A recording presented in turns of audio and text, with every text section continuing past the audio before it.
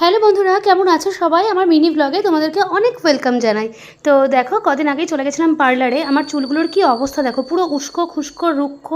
কোনোদিনও যদি ইচ্ছা করি না যে ভালো কিছু একটা মানে হেয়ারস্টাইল করবো বা হচ্ছে খুলে বেরোবো, কোনোদিনও পারি না। তো যাই হোক, চলে আসলাম সীমার কাছে। সীমা তো এসেই প্রথমে আমাকে শ্যাম্পু করিয়ে দিল, আর তারপরে হেয়ার ড্রায়ার দিয়ে চুলটা যখন শুকাচ্ছিল না, ওফ, মনে হচ্ছিলো কি আরাম।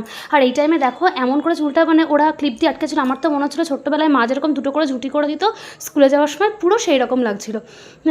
তো যাই হোক, তারপরে ওরা না কি একটা ক্রিম লাগালো, আমি জানি না, আমার তো একদমই এই সমস্ত ব্যাপারে অভিজ্ঞতা নেই। তো যাই হোক, তারপরে না দেখলাম প্লাস্টিক দিয়ে পুরো মানে মাথাটাকে জড়িয়ে দিল। তো বেশ ভালোই লাগছিলো, মনে হচ্ছিলো যে ভালো কিছু একটা হবে। তারপরে তো খুব সুন্দর করে আবার ড্রায়ার দিয়ে চুলটাকে শুকিয়ে নিল।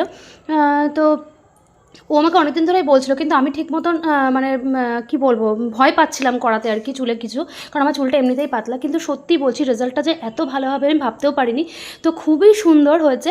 আর থ্যাংক ইউ তার জন্য সীমাকে, যে মানে আমাকে এটা সাহস দেওয়ার জন্য যে দিদি তোমাকে খুব ভালো লাগবে, তুমি এটা করো, হেয়ারস্টাইলটা মানে তুমি বোটক্সটা করো, খুবই ভালো লাগবে। তো সত্যি বলছি, বোটক্সের রেজাল্ট ভীষণই ভালো। তো কি বলবো, মানে দারুণ দারুণ। আর আমার চুলটা না নিজের চুলে নিজে হাত দিয়ে যেন কি আরাম লাগছে, মনে হচ্ছে আরও কেন কদিন আগে করলাম না। তো এই দেখো বোটক্সের রেজাল্ট। তো আমাকে কেমন লাগছে তোমরা অবশ্যই কমেন্ট করে জানিও। আর আজকের ভিডিওটা ভালো লাগলে ছোট্ট করে একটা লাইক করে দিও, চ্যানেলটাকে সাবস্ক্রাইব করে দিও। যারা ফেসবুক থেকে দেখছো তারা অবশ্যই হচ্ছে একটা ফলো করে দিও। টাটা।